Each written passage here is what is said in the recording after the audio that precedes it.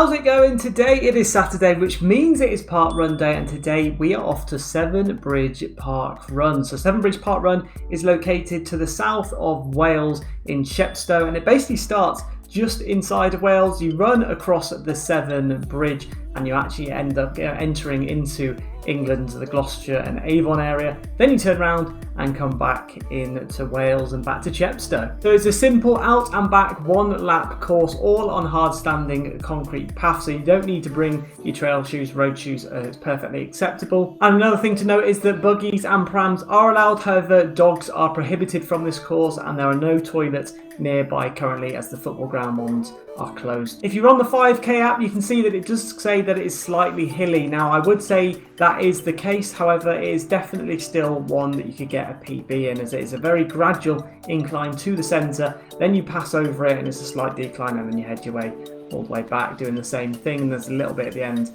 which has an incline and decline as well. But to be honest, it's definitely one for your PB as long as you get close to the front, as it just gets very busy. So by very busy, I mean there was 338 runners on the day that we went. But also, if it is really sunny, you can get some amazing views of either side on England and Wales. So I definitely recommend going on a day where it is sunny and no wind at all, because you can get some really nice photos, and it makes it a lot easier to run because the wind can definitely affect this one if it is really breezy, and sometimes I believe that it might get cancelled because of heavy winds as well. Now, before we get into the course, if you don't know what a parkrun is, it is essentially a 5k run which is completely free and ran by a group of volunteers who time and marshal the event. Once you get to the end, you get given a finish token which has your position on it, and then you also get emailed an official time as well for your 5k run. So I think it's going to be pretty easy to describe this course. So a summary, it is an out and back course. You can see there's a gradual incline as you get towards the centre at about 3/4 away. It then drops and then you go back up that little bit, and then it is all downhill from there. You then come off the bridge towards the end, and there's a little bit of a hill back up under through the tunnel under the bridge, and that is where the finish line is. And now let's take a look at the course in a little bit more detail. I mean, there's not going to be much detail to this one, to be honest, but you're going to start here at the Wales side of Severn Bridge. You're going to make your way across from an elevation of 32 metres all the way up to the max elevation, which is 51 metres. You then have a little bit further to run, which is slightly downhill. You then do the U-turn back up to where the peak is off the bridge, head your way all the way back down to that 32 metres elevation, and then you're going to drop down a little hill at the end, come back up to, it's quite a steep drop, down to about 15 metres, back up to about 20 metres, and then you run through the tunnel at the end to the finish line, which is located here. So it's quite an easy out there and back, and I can't see anyone getting lost. And now it's time to take a look at some incredible records which have been set by parkrunners in the past. So the fastest male was Kurt Taylor with a time of 15 minutes and 18 seconds, and the fastest female was Hannah Taunton with a time of 16 minutes and 50 seconds, both incredibly fast. The average number of runners is quite high, as at 242, and then the average sort of time is 29 minutes and 4 seconds, which is a little bit quicker than Pontypool that we did last week. And now let's take a look at some slightly slower stats. That is my stats, which we have done so far. So before this course, we have ran 40 parkruns and done 25 locations, so a quarter of the way through our Cow Club achievement. The best finish position was 4th, which was at Zaloni Jar in Krakow. You can go and check that video out if you want. My fastest time was Summerdale Pavilion with a time of 22:32, and it goes all the way down to 5 Arches with a time of 23:25. So let's try and knock off 5 Arches this week and get Severn Bridge onto this leaderboard. So before we got going, we all met up at this bottom section by the tunnel. They went through all the course and everything with all the first timers, and then they went through all the milestones and things like that before we made our way up to where the bridge is. So we're going to make our way up there now, and we're off. So the time has actually started here. All the people that are at the front have started running off into the distance towards England. As you can see, we're just trying to get as close to the front that we can get now. So we're stuck behind a lot of people, meaning that the time is ticking down already, and it's already been 17 seconds, and we are only just beginning to jog now. This is not the pace that I want to be going at either, so we need to try and slip past some people, but make sure that it's done safely, as this is parkrun and it is not a race. So we're going to start trying to move past a few people in a second. You can see that the weather was glorious on the day that we went as well. The sun was out, clouds there right and left hand side in the distance, but apart from that there was not really any wind at all. And now we're going to slip onto the left hand side. So I think at the start we sort of, I don't know if it's just a natural thing or whether they did say to stick to the right if you're one of the slower runners, and if you're quicker, keep on the left. So that is how you're going to take over here on this left hand side. You can see all the cars coming over across from England to Wales on the left, but we're now starting to pick it up towards our usual pace now, and hopefully we can start getting closer to that PB time, because that was not a good time to start off with if we do want to get it up towards the top end of that leaderboard.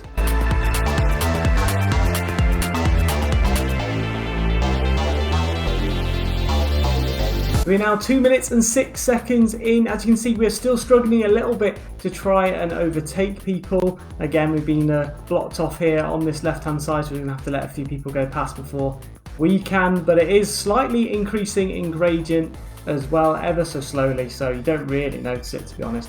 But I feel like you don't notice it going up, increasing, but when you come back down you notice that you're going downhill again. I don't know why, and it opens up a lot more as well, so you can see in front of you the actual decline and things like that. You can see on that right hand side, that is England over there in the distance. Keep your eye out for cyclists as well as they come down. Anyone else can use this bridge as well, so do be careful of public. And there we go, so it's began to open up a bit now, and we can start jogging at the pace which we want to. This is the little island in between England and Wales. I don't actually know what this island is called, someone will have to let me know down in the comment section below. But if you want any other information on this park run, I have got a Strava, so you can check that out in the description below. Give me a follow and you'll see each park run that we do every week. We try to do a different one. We try to do a different one every week as well, so check that out. And you can also like and subscribe to this channel as well if you do enjoy the park run content. I'm just checking to make sure that it is recording because it was a very quick start. But yeah, if you hit that like and subscribe button, we do a park run every week, and you can go and check them all out in the worldwide park run playlist.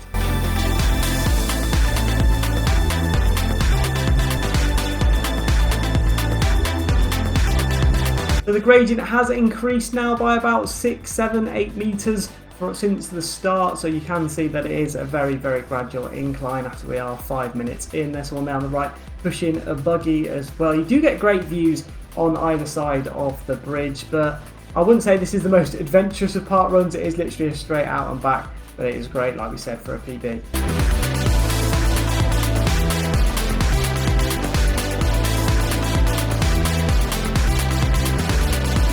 We are still making our way uphill. We are currently 1.3 kilometres in with a time of 6:27. So if I want to get onto that leaderboard, we do need to start picking up our pace, otherwise we're not going to make it. But we're doing okay now. Since it's opened up a little bit, we've been able to overtake a few other people as well as we try and storm towards the PB time. You can see the halfway point. We're probably about 2/3 of the way across this bridge, and it will start to go downhill slightly as we hit the centre of the camber of the bridge and head down towards the other side. But look at the stunning view there on that right hand side. Now we can see it because we are right up against the rail, which we haven't been for most of it. It's been overtaking, but we're going quite well. I can imagine this being a lot harder with completely different conditions, especially if it's really wet, rainy and wet. That would be horrible. So for anyone that has done it in those sort of horrible conditions, let me know in the comments how you got on as well. But I think it's starting to go downhill potentially now, so I think we may have hit the top end of the bridge, and we're going to start making our way down towards England side before doing a U-turn and heading back to Chepstow.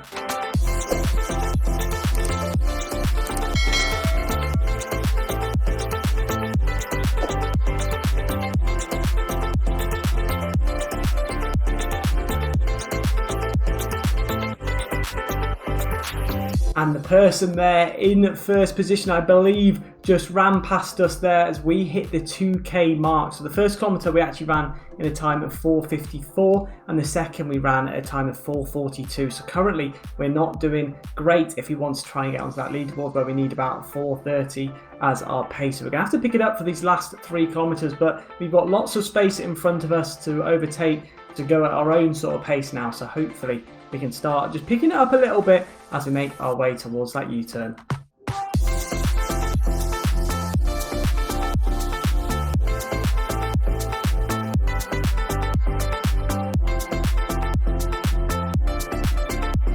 And we are almost there, and there's that volunteer right at the end telling us to turn around at that U-turn, and now it's a gradual incline back towards the centre of that bridge. I can imagine without that volunteer it could be a nightmare, because you could end up being in England before you even turn around. So thank you very much to them for volunteering and cheering us on. But we're now heading our way back up to the centre, like I said just then, and back towards Wales.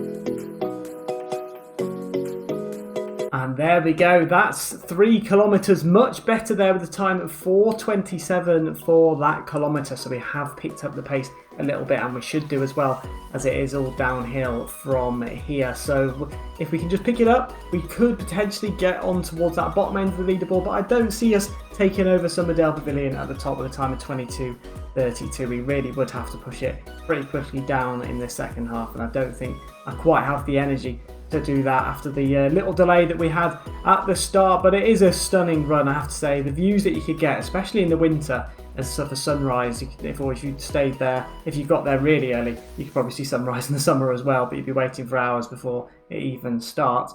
But it is a really nice course to run, and especially in the winter, if you want to see the sunrise, I can imagine it being even more stunning then. But hopefully we can keep this pace up, try and speed up maybe just that little bit more, and we could make it onto the bottom end of our leaderboard.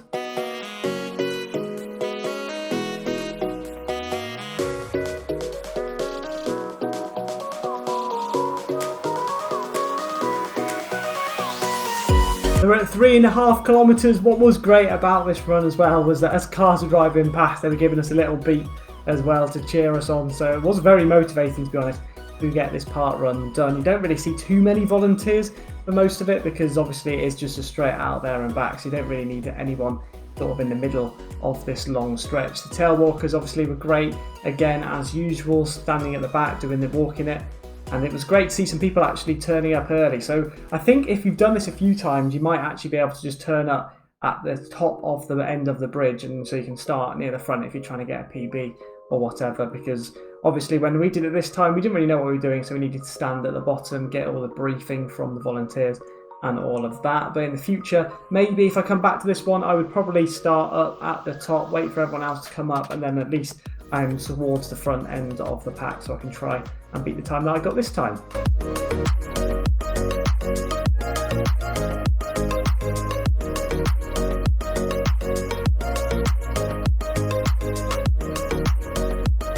So we are 4 kilometres in, and we actually did that last kilometre in a time of 4 minutes and 19 seconds. So it is going to be close to the leaderboard time. We have managed to bring it back quite a lot there, especially from the start where we had a 4:54 kilometre. So I'm pretty happy with how I'm getting on right now, and it is all open playing field to run on as well. There's no one going to be crossing us on the left hand side unless it's the public, obviously. But we're doing quite well, and now we are heading our way to the end of the bridge. There's a camera there as well, so I need to be careful not to run too quickly. But hopefully we can get a time of 4:25 or less. 4:25 at 23:25 or less to get us past 5 arches, knocking 5 arches off of the leaderboard.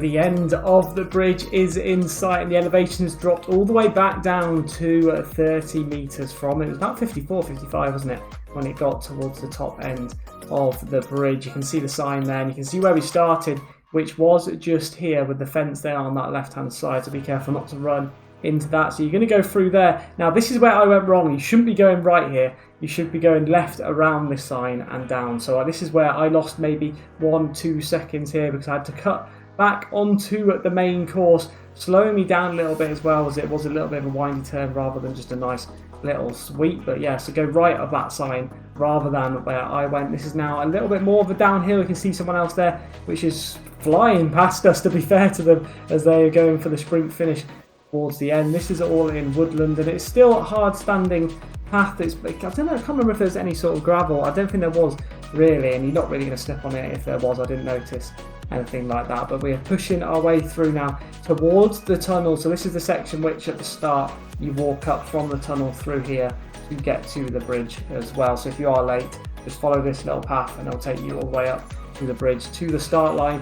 But we're still doing quite well now. We're at the bottom end, so it's 18 meters elevation, and we're now heading our way back uphill towards where the tunnel is. We're doing quite well. It's 23:04. We're trying to beat 23:25. I've done quite well to push myself up this hill. See a few people there cheering you on. We turn right, and it's the final sprint finish through the Severn Bridge tunnel. Can we get onto the leaderboard? We need less than 23:25. It's going to be a close one by the looks of it. 22:23, and that is a time of 23:23 with a position of 70 seconds. So I was very happy with that run, and that one will find itself on the leaderboard. Now let's get this GoPro off me, because I am knackered. So that is Severn Bridge Parkrun complete, and we smashed it, getting a time there of 23:23. And also that is the second S which we have completed now. So if you do want to get an S for the Athletic Challenge, this is a great one to do as well. And also it is our second S on the Slither Challenge as well. We need to get 10 S's together. As usual, a massive thank you very much to all of the volunteers who were there on the day, because without them it wouldn't go ahead, and without the volunteer which was at that U-turn, everyone would still be going now as they make their way over the bridge to England. So thank you very much to them too. And also aesthetically, I'd say it is a stunning park run, I do have to say. However, it's not very adventurous, to be honest. It is literally an out there and back running across a bridge. So after about 5-10 minutes, the view is a little bit boring. You've seen it already, so it can get quite draining. You have to sort of focus on just getting the run done. It feels like it's everlasting, sort of like a Roman road, just keeps going straight, and it feels like it's never going to end. But what was great about this park run is that it is definitely PB potential. If I hadn't have started as far back as I did, I may have got even higher up on the leaderboard, which we'll have a look at in just a second. So I definitely recommend this to anyone who is trying to push for their PB. There is a slight incline which potentially does slow you down, but apart from that,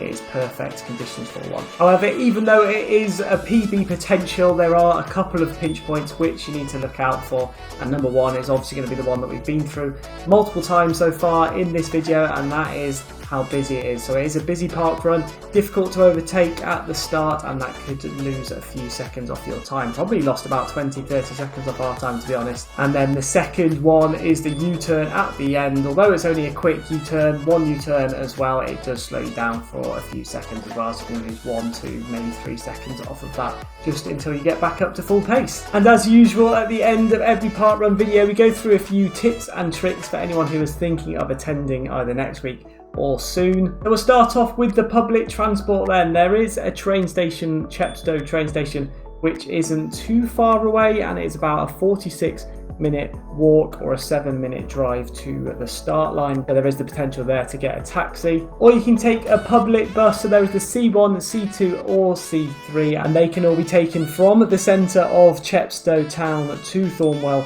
on Denby Drive, and then you cross over the road down to Carwent Lane, and that takes you off to the start. So that's not too difficult to get to. And finally, if the only other option is to drive, then you can drive and park at Thornwell Football Club, and around that sort of area there's quite a lot of little side roads and things like that which you can park on, and you'll probably see lots of other cars on the day parking there, because the football club is actually full at the time, so it does get quite busy with the parking.